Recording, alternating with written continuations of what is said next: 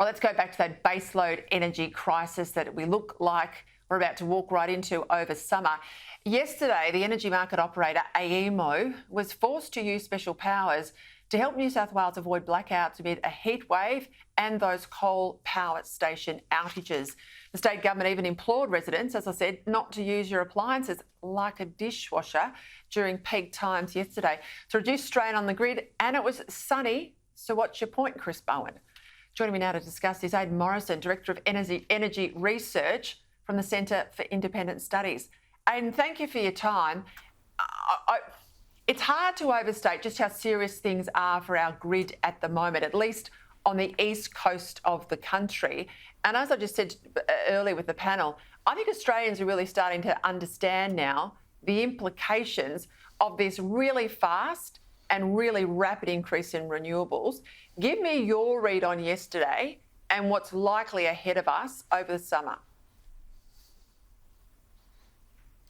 Look, yesterday they had a terrible crisis to be calling for people to actually dial down the machines that keep them cool and comfortable in a time when they need them most. So I think it is the evidence that we're now seeing a fall in living standards because we don't have the reliability of the electricity system that we really need.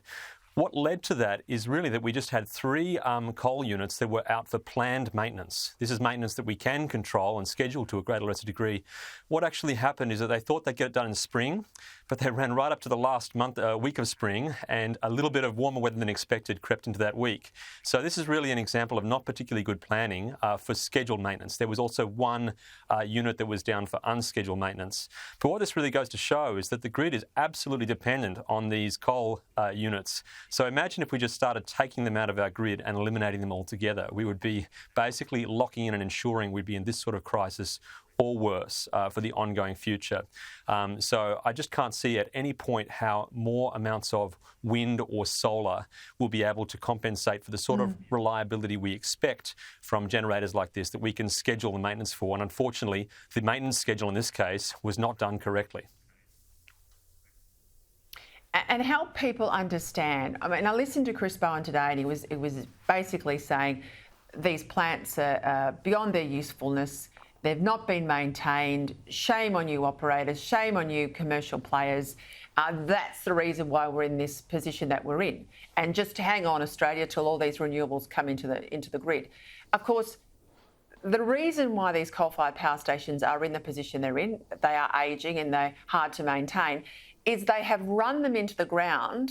Government has run them into the ground. Now, government's trying to use that as the excuse for yesterday. But we have done this as a country deliberately, and we're also, as taxpayers, being forced to pay to keep them open because there is no plan B. These clowns have no plan B. Do you think people are waking up to this as well? Look, I hope they're waking up to it. And the case is that the coal-fired power stations we have in New South Wales, some of them are quite old, but they're actually not that unreliable. That's a bit of a myth that's commonly floated around that these are kind of terrible clunkers that aren't performing well.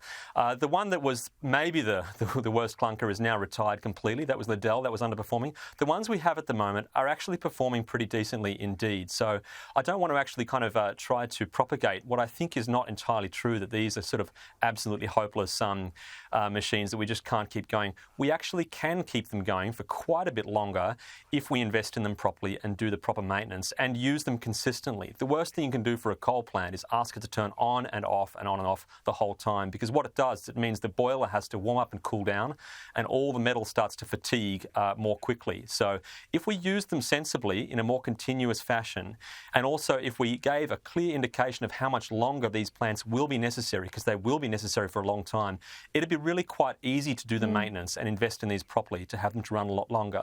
So there's no reason why these plants can't provide reliable electricity other than us talking them down and choosing to use them the way they weren't ever intended to be used, as some sort of ramping thing to kind of basically roll out the red carpet for renewables.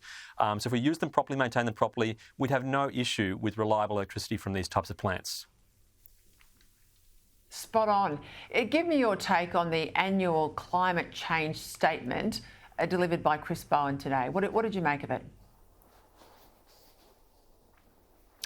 Look, I've only had a tiny amount of time to hear some of the introductory remarks, I'm afraid. It's just occurred shortly ago. But I did hear Chris Bowen waxing lyrical about the transition to renewable energy and how important it is to move away from the baseload power generators that we currently have and depend on. So I think, unfortunately, it's just time for us to start to have a bit of a reality check and to see whether we have a clear picture of the costs and the reliability implications of what is actually planned. And that's what I'm not seeing from Chris Bowen, is a clear reckoning and honesty with Australians. And it's just starting to come out now that even the market operator will not give us any assurances that prices are going to go down. We've actually got a more expensive and less reliable system in the plans in front of us, and a lot of effort's been gone to make sure that is not clearly articulated in the planning documents and processes such as the integrated system plan. So very disappointing to see that the costs are not being articulated clearly up front of the transition that's being embarked on. Yeah, they're not transparent. They're not transparent. I think the emperor's got no clothes, Aidan. That's where I think we are right now. Thank you for your time.